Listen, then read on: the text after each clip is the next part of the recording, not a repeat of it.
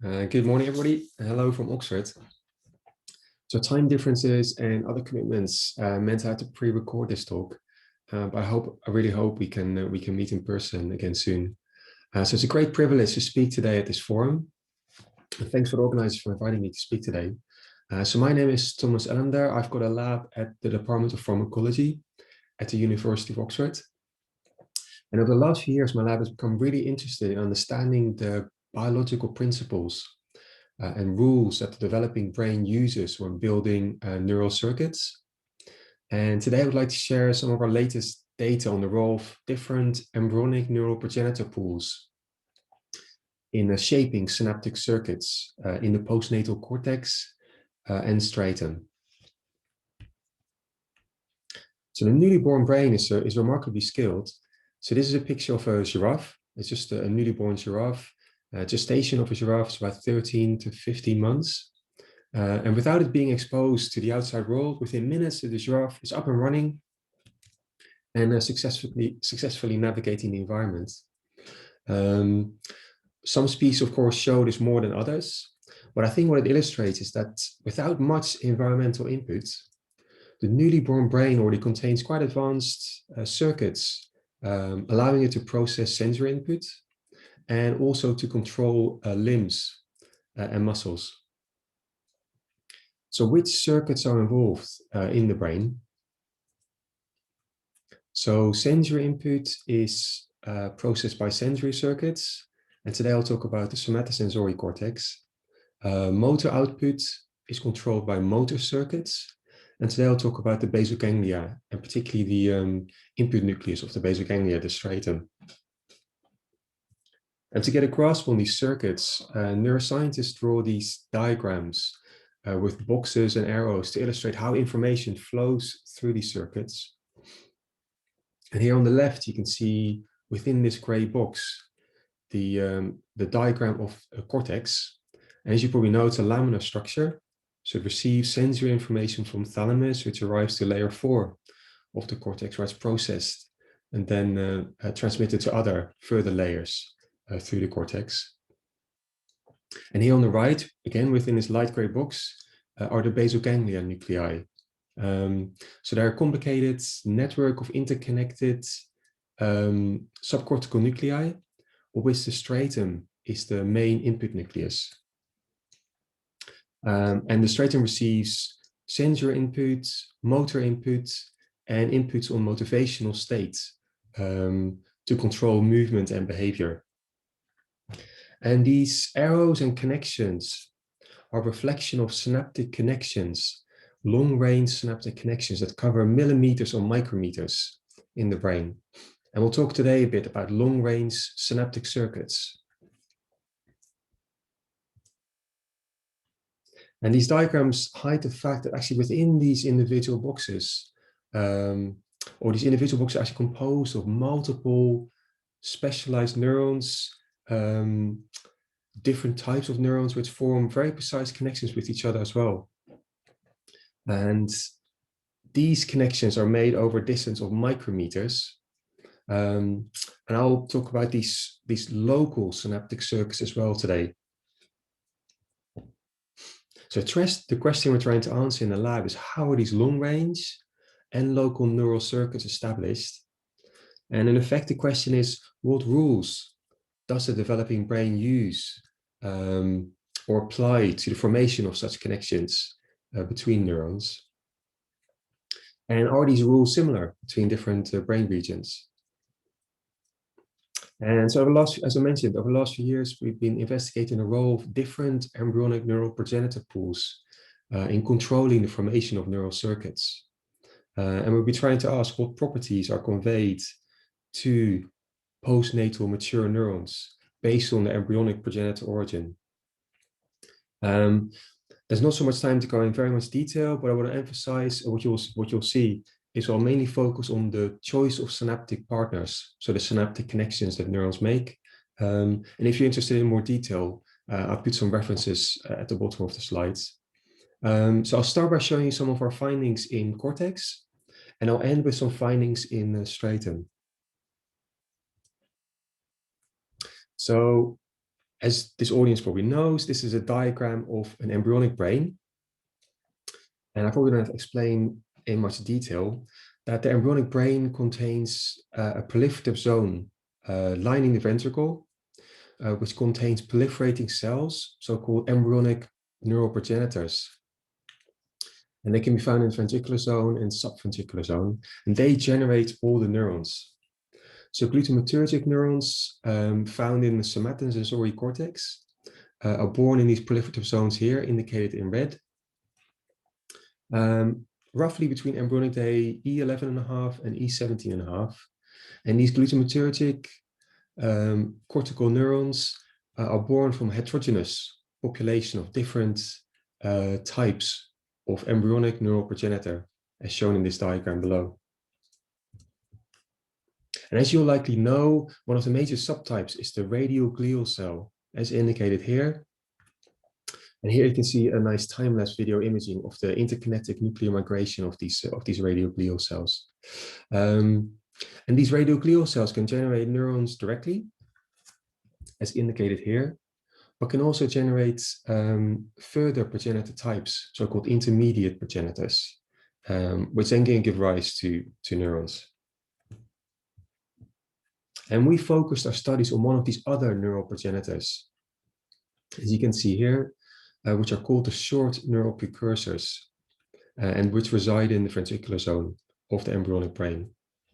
And we chose, or we investigated this particular embryonic progenitor for two reasons. So we knew from previous literature that they can generate both layer 4 and layer 2-3 cortical neurons, and they are genetically tractable. As we know, they express the gene tubulin alpha-1. So this allowed us to label these embryonic progenitors, these neural progenitors, using a combination of plasmids. So we've got a driver plasmid containing the promoter sequence for tubulin alpha-1 driving Cre recombinase. And we've got a reporter plasmid, which produces the fluorescent protein TD tomato, but in the presence of Cre recombinase starts expressing the fluorescent reporter GFP. And we can now use in utero electroporation to deliver these pairs of plasmids to active proliferating cells that line the ventricle. And here you can see a coronal section of an embryonic mouse brain, 24 hours. So electroporation at E14.5, and this image taken at E15.5, so 24 hours after in utero electroporation. And you can see that the brain contains both green and red fluorescently labeled progenitors in the ventricular zone and subventricular zone. So the green cells are tubulin alpha-1 positive, and they are the short neural progenitors, as shown in the previous slide, or SNPs. And the red cells are tubulin alpha-1 negative, and we refer to them as other progenitors, or OPs.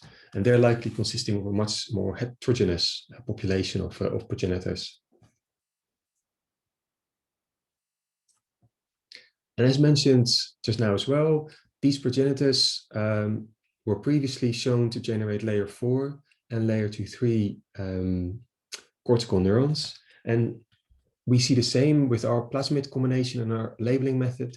We see labeled in postnatal day 21 tissue. We see labeled neurons, both in layer 4 of the cortex and in layer 2-3. And here you can see a zoom in of these labeled neurons. And they're intermingled in the cortical layers. Our labeling strategy mostly labels neurons in the somatosensory cortex. So the green neurons are derived from these SNPs, so we call them SNP-derived neurons, and the red neurons are OP-derived. And we're now in a position to assess what properties are conveyed to these neurons, depending on their progenitor of origin. So we make acute brain slices of these electroporated mice during postnatal stages, postnatal day 21 and onwards, and use whole cell patch clamp electrophysiology of these identified progenitor-derived neurons. And this allows us to study their electrical properties, as indicated here. It allows us to study their synaptic connectivity, the connections that they make with each other by inducing single action potentials or trains of action potentials in neurons and seeing if other neurons respond, as you can see here. And during the recordings, we fill the neurons with biacytin, which allows us to label these neurons with DAB later and reconstruct the neurons as well. And I'll show you three main findings from this project, which is published here. So if you want to read more about details, I would highly recommend looking there. So the first observation we made is that these neurons derived from different progenitor pools exhibit very similar electrophysiological and morphological properties. And we checked a whole host of variables and we didn't find any significant differences, both for layer 4 and layer 2-3 cortical neurons. So neurons seem very similar. What about the local connections that they make with each other? So we performed quadruple whole cell patch clamp electrophysiology in these brain slices, and we find that progenitor origin does influence the synaptic connections that these neurons make with each other. So here for layer 2-3 pyramidal neurons, we perform many iterations of these quadruple recordings, and here this is the summary plot. So on the y-axis, you've got the incidence of layer 2-3 synaptic connectivity, and hopefully what you can see is that SMP-derived neurons, their incidence or the chance of finding a connection from an SMP-derived neuron to an OP-derived neuron is very high, over and above any other combination of connections. And hopefully you can see that this is a unidirectional bias in that OP-derived neurons not exhibit a preference to either SMP or OP-derived neurons. And this can be captured as an out-of-class connectivity bias. So we asked whether this is unique for layer 2-3 pyramidal neurons. So we repeated this experiment in layer 4 of the cortex. And again, you can see that if an SMP-derived layer 4 neuron prefers to connect to OP-derived neurons over and above another SMP-derived neuron. So again, you can capture this as an out-of-class connectivity bias. And again, this is a unidirectional bias. So we were really excited when we first observed this. And this is a novel role for embryonic progenitor origin in shaping the synaptic connections in a postnatal circuit. And so we show that intralaminar, so within a cortical layer, interlaminar synaptic connectivity in the cortex reflects progenitor pool in that SMP-derived neurons preferentially connect out of class to OP-derived neurons. So what about the sensory inputs that these circuits receive? What about the long-range synaptic inputs to these progenitor-derived neurons? And we focus on thalamus. So it's known that the sensory cortex receives input from different thalamic nuclei. And for our purposes, in this particular study, we distinguish two types of thalamic inputs, namely those arriving from first-order thalamic nuclei, so-called driver inputs, which convey information directly from the sensory periphery to layer 4 of the cortex, versus higher-order inputs, or so-called modulator inputs, which convey more complex processed information as part of cortical thalamic thalamocortical loops. And for our purposes in the somatosensory cortex, we distinguish between two inputs.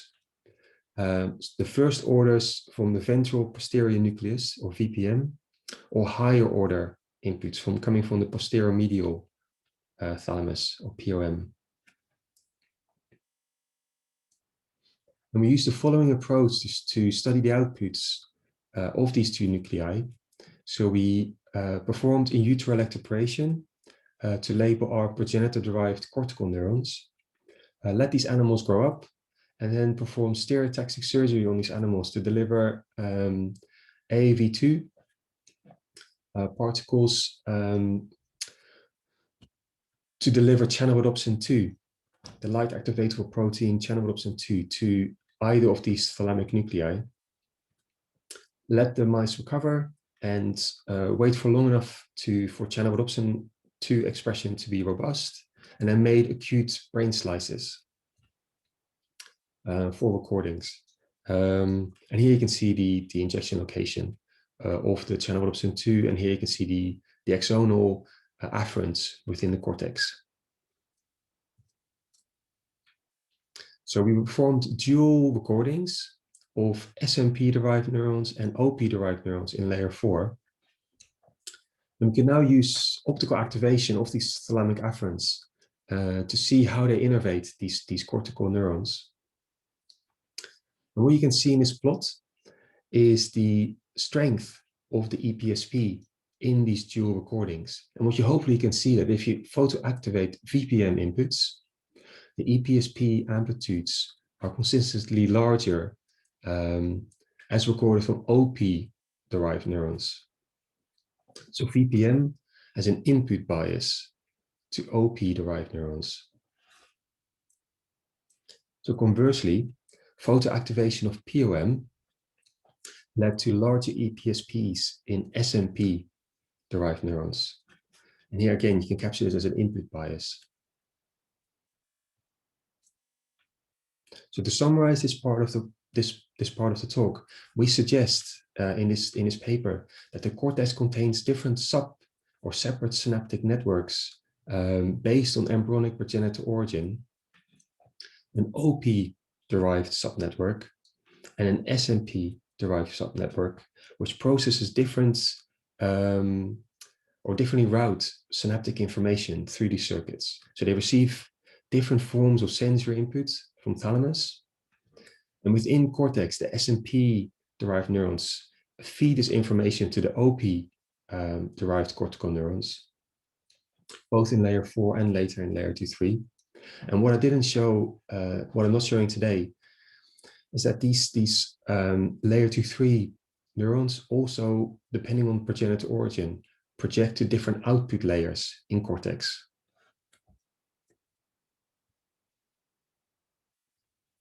So great, we're really happy with these findings. The next question we had is, how unique are these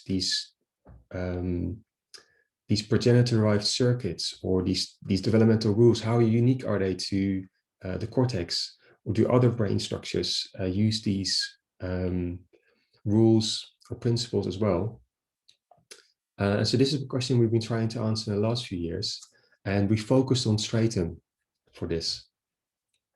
So the main neurons in the striatum are born from this blue region here in this diagram of the embryonic brain, from the so-called lateral ganglionic eminence, or LGE.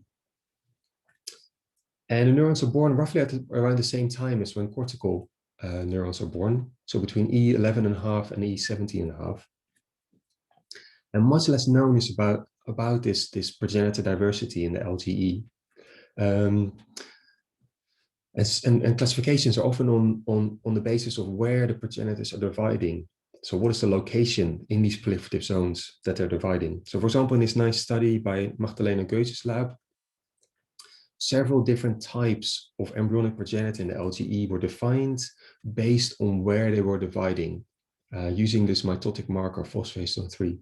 So they divided apical progenitors, subapical progenitors, and basal progenitors, for example, in this study. And very much by chance, we found that we could label specific pools in the LGE, or different pools for embryonic progenitor in the LGE, using our same constructs as we used in the cortex previously. So we found that when we electroporated these plasmids at E15.5 and look 24 hours later, we could see green and red fluorescent cells in the LGE. And I don't have much time to go into detail now, but we found that these GFP and TD tomato labeled cells had very different characteristics on where they divided, their cell cycle kinetics, and their morphology during division. And so in this recent publications, we define green cells as tubulin alpha-1 positive, and we name them apical intermediate progenitors. And similar to cortex, the red cells are tubulin alpha-1 negative, and they're other progenitors. And the apical intermediate progenitors share some characteristics of both the apical progenitors, or subtype of apical progenitors, and the subapical progenitors combined. And we find that both pools of these neural progenitors in the LGE generate GABAergic spiny projection neurons in the striatum. And they're spread out throughout the striatum, as you can see here, the GFP labeled and TD tomato labeled neurons. And they have all the more hallmarks of GABAergic spiny projection neurons. As you might see in this image here on the right as well, they're studded with spines. So we suggest that the green neurons in the striatum are AIP-derived GABAergic spiny projection neurons, and the red neurons are OP-derived GABAergic spiny projection neurons. And again, for more details, have a look at this paper. But for now, I just wanted to share two main findings of this research. Firstly, does progenitor origin impact the long-range synaptic inputs that these spiny projection neurons receive? And we focused on cortex as a long-range input pathway. I didn't show that these progenitor-derived neurons in the striatum are mostly found in the dorsal medial aspects of striatum. So we focus on two cortical regions that project to dorsal medial striatum, and namely the medial prefrontal cortex and the visual cortex. So using a very similar approach to what we did previously in the other study, we used viral injections to deliver channelrhodopsin GFP to these different cortical regions. And then after a couple of weeks, we could make brain slices and record from progenitor-derived neurons in striatum and photoactivate these inputs. So hopefully what you can see here is that very similar to cortex, progenitor-derived neurons in striatum also show biased inputs, biased long-range inputs from different cortical regions. So here you can see that prefrontal cortex inputs strongly drives the AIP-derived spiny projection neurons, whereas the visual cortex more strongly drives the OP-derived spiny projection neurons. And then my last two slides. So I just want to show you our findings on these local synaptic connections that spiny projection neurons make. So they make GABAergic connections with each other locally. Are they also biased or shaped by progenitor origin? So what we did is we delivered combinations of plasmids that could make our progenitor-derived neurons themselves photoactivatable, and then record from neighboring spiny projection neurons in the striatum. So here you can see in this particular panel, we made AIP-derived spiny projection neurons photoactivatable and recorded from AIP-derived OP-derived spiny projection neurons, or just any unlabeled spiny projection neuron close by. And when we photoactivate, we could find that the inhibitory postsynaptic current from these recorded neurons, the size was very similar, whether we recorded from an AIP-derived SPN or an OP-derived SPN, suggesting that these local inhibitory connections are not shaped, at least in the amplitude of the iPSC, not shaped by progenitor origin. However, we found that overall, progenitor-derived neurons received a larger inhibitory current over and above these recorded unlabeled spiny projection neurons. And we think that this is due to an issue of birth date. So these progenitor-derived neurons were labeled at embryonic day 15.5. So the progenitors are labeled at E15.5, and the neurons are born around that period. With this population, we're unsure when these gyrotic spiny projection neurons are born. And indeed, just to corroborate this hypothesis, we electroporated CAG-CRE plasmids to make any spiny projection neuron at embryonic day 15.5 photoactivatable. So we see a similar observation that E15 labeled spiny projection neurons have a larger inhibitory postsynaptic current than any other local GABAergic spiny projection neuron. So we think that based on these observations, we think that neurogenic stage or birth date, rather than progenitor origin, seems to affect the strength of local synaptic connections among spiny projection neurons. So just to conclude, I've shown you that the proliferative zones of the embryonic brain contain heterogeneous populations of neuroprogenitors. And I've shown you that distinct progenitor pools give rise to excitatory long-range and local synaptic circuits in cortex, and excitatory long-range synaptic circuits in striatum also.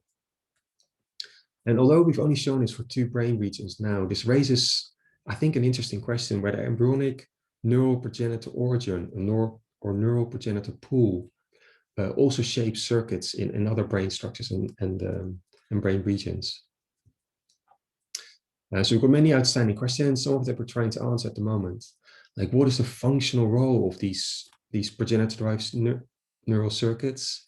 How are these embryonic progenitors affected in diseases of the brain? And very importantly, what are the molecular mechanisms that underlie this biased synaptic connectivity? So lastly, I want to thank my group at Oxford, especially for Sophie, who worked with me on the cortical project, and Fran, Jack, and Aniska, who helped me on the striatal project. And I'd like to thank my funders, and thank you for your attention.